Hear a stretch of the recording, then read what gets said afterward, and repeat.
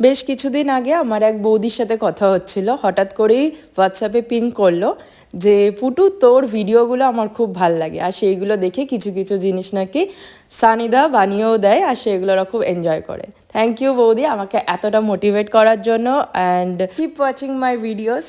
তো যেটা বলার জন্য এই ভিডিওটা করা স্পেশালি, যে ওরা এখন আছে দাদার কর্মসূত্রে আমাদের সকলের মানে বাঙালির সব থেকে ড্রিমি প্লেস সুইজারল্যান্ডে। আমরা তো স্বপ্ন দেখেই থাকি কোনো না কোনো একদিন হানিমুনে সুইজারল্যান্ড যাব।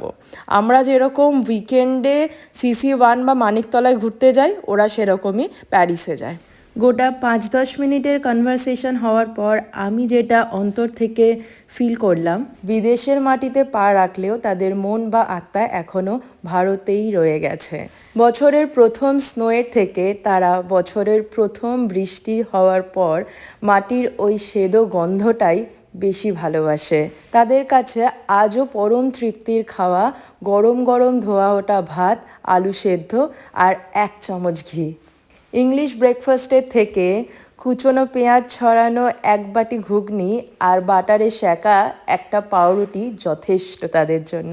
দামি ব্র্যান্ডেড গিফট না, একটা ইন্ডিয়া আসার টিকিট তাদের মুখের এক গাল হাসি সৃষ্টি করতে পারে। তাদের কাছে এত কিছু স্যাক্রিফাইসও একটা অভ্যেসের মধ্যেই পড়ে।